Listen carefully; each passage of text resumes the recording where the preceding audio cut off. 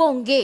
নদিয়ার নাকাশিপাড়ায় কংগ্রেস নেতা ও তার ছেলেকে নৃশংসভাবে খুন, ঘটনায় আটক পঞ্চায়েত প্রধান সহ 2। ঘটনায় চাঞ্চল্য ছড়িয়েছে রাজ্য রাজনীতিতে। স্বাধীনতা দিবসের রাতে ছেলে সহ কংগ্রেস নেতাকে খুন। নাকাশিপাড়ায় কংগ্রেস নেতা ও তার ছেলেকে খুনের ঘটনায় ব্যাপক চাঞ্চল্য ছড়িয়েছে এলাকাতেও। আনিসুর রহমান প্রদেশ কংগ্রেসের প্রাক্তন ব্লক সভাপতি ও তার ছেলে আবু সুফিয়ান রহমান ছিলেন আইনজীবী।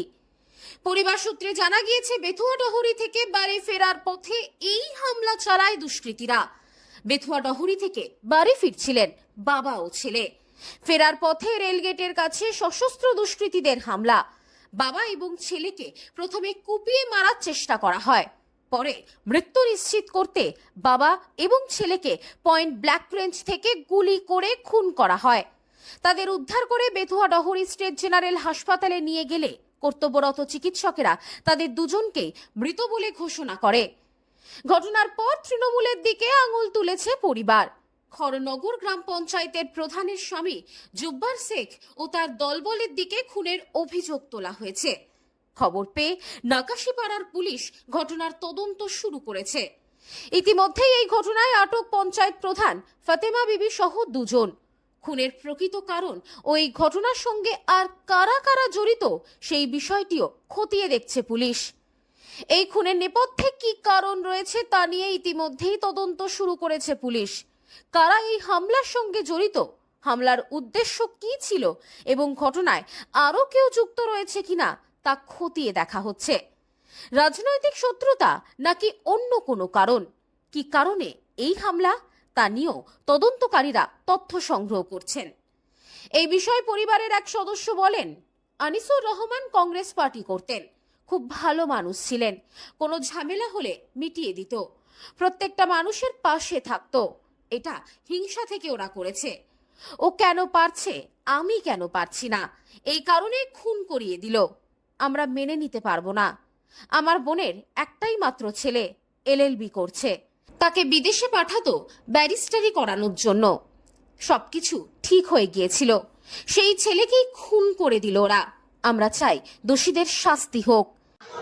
আমার ছোট বোনের পর কংগ্রেস পার্টি করতো, ভালো ঝামেলা মামলা মিটিয়ে দিত, বিনা এতে প্রত্যেকটা মানুষের পাশে থাকতো।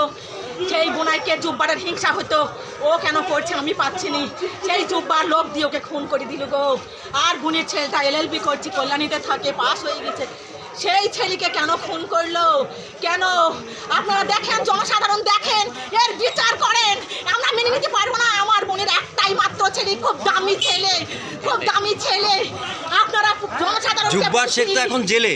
জুব্বারের লোক আছে চারিদিকে ছড়ানো, পুলিশও জুব্বারের লোক। পুলিশ এখনো বিজেপির আসেনি, এখনো বিজেপির লোক আসেনি। পুলিশ ইমিডিয়েটলি ওর প্রচুর চাঙ্গা পাঙ্গা ছাড়া আছে, ওর একটা পুরো খড়নগর অঞ্চলে ছাড়া আছে, আশেপাশেও ছাড়ানো আছে, চারিদিকে ছাড়ানো আছে ওর, চারিদিকে। এখনো থানা বিজেপির আন্ডারে নয়, এখনো থানা টিএমসির আন্ডারে আছে, এখনো থানা আছে। নইলে গুলি করতে পারতো না। আমার বোনের ছেলে, সে এলএলবি পাস করে তাকে বিদেশে পাঠাবে, সব ঠিক হয়ে গেছে, তাকে লন্ডন পাঠাবে ব্যারিস্টারি করার জন্য। সেই বোনের ছেলেকে খুন করলো গো। কি করে আমরা মানবো? আমাদের দামি ছেলে, আমাদের দামি ছেলে। এই বিষয়ে স্থানীয় প্রবীণ নেতা বলেন, গতকাল রাতে আনিসুর রহমান এবং তার ছেলে আবু সুফিয়ানকে খুন করা হয়। এই খুনের সাথে পঞ্চায়েত প্রধানের স্বামী জুব্বার শেখ জড়িত। আমি চাই এই ঘটনার তদন্ত হোক এবং দোষীর কঠিন থেকে কঠিনতম শাস্তি হোক। ওই জায়গাটাতে খড়নগর বলে একটা জায়গা আছে, যেখানে বেশ কিছু দুষ্কৃতীরা বসবাস করে এবং তারা বিভিন্ন রকম কাজের সঙ্গে লিপ্ত রয়েছে। সেই কাজের বিরুদ্ধে আনিসুর আমার দলের সাধারণ সম্পাদক ছিল, এখন ব্লকের প্রেসিডেন্টও ছিল, লড়াকু নেতা।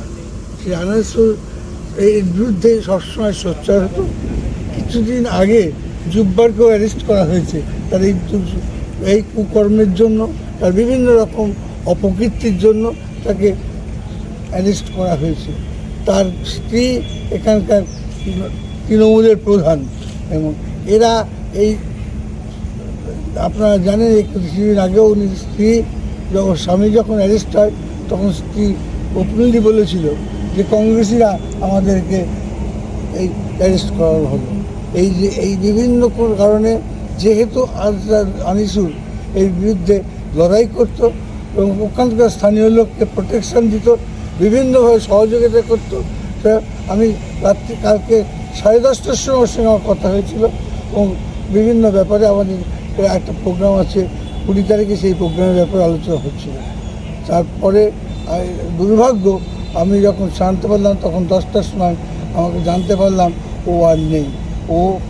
ওর ছেলে দুজোড়া, ছেলে একজন আইনজীবী, রিসেন্টলি আইন পাশ করে ও আমার কাছে গিয়েছিল। আমি ওকে বললাম তুমি ক্রিমিনাল প্র্যাকটিস করো। ও শামসুল ইসলামের সঙ্গে ক্রিমিনালের জন্য প্র্যাকটিস করার জন্য তার শেষটায় যাচ্ছিল। ওই একটা তরুণ তাজা ছেলে, সে বাবাকে নিয়ে ডাক্তার দেখিয়ে ফিরছিল নাগাদি থেকে, সেই সময় তাকে রেলগেটের সামনে তাকে অন্যায়ভাবে তারা কুপিয়ে একটা নৃশংসভাবে হত্যা করা হয়েছে। এর প্রতিবাদে আমরা এফআইআর করেছি এবং এফআইআরে যাদেরকে নাম রাখা হয়েছে অত্যন্ত দুঃখের বিষয়, সেই লোকগুলোকে গার্ড করে এখানকার প্রশাসন তাকে কৃষ্ণা করে পাঠিয়ে দিয়েছে, এখানকে রাখা হয়নি। কজনকে ধরেছে? হ্যাঁ, ধরেছে কজনকে জানতে পেরেছেন? আমরা 5 জনের বিরুদ্ধে করেছি। না আমরা 10 জন 12 জন আমরা 12 জনের বিরুদ্ধে করেছি। হ্যাঁ, সেই সঙ্গে আরও আছে। পুরো পুলিশ এ পর্যন্ত পুলিশ প্র্যাকটিক্যালি এই ব্যাপারটা বহুদিনকার ঘটনা, আজকের নয়। পুলিশ বরাবরই এই ব্যাপারটা ইনঅ্যাক্টিভ। আমি বিশ্বজিৎ বাবু থাকতেও আমি বারবার এসে বলেছি, হ্যাঁ তিনি সবসময় ইনঅ্যাক্টিভ থাকতেন। এবং আপনারা জানেন ঠিক 15ই আগস্টে বছর 2-3 আগে ঠিক এই আপনার বীরপুরে এই পঞ্চায়েতে আমাদের 11 জন লোককে গুলি করেছিল 15ই আগস্টে। সেই সময় অধীরবাবু এসেছিলেন, অধীরবাবু ছিলেন, আমরা এসপি অফিস ঘেরাও করেছিলাম। আমরা এই ঘটনাগুলো 11 জনকেই করেছি। এই ঘটনাগুলো চলছে। এর বিরুদ্ধে আমরা তো জানতাম নতুন সরকারের অন্তত সুবিচার পাবো, আমরা কিছু সুবিচার পাচ্ছি না, বরং আমার তরতাজা 2টি প্রাণ চলে গেল। এর কৈফিয়ত কাকে দেব? গোটা ঘটনায় এলাকা জুড়ে ব্যাপক চাঞ্চল্য ছড়িয়েছে। ঘটনাস্থলে রাতেই পৌঁছান পুলিশের উচ্চপদস্থ কর্তারা।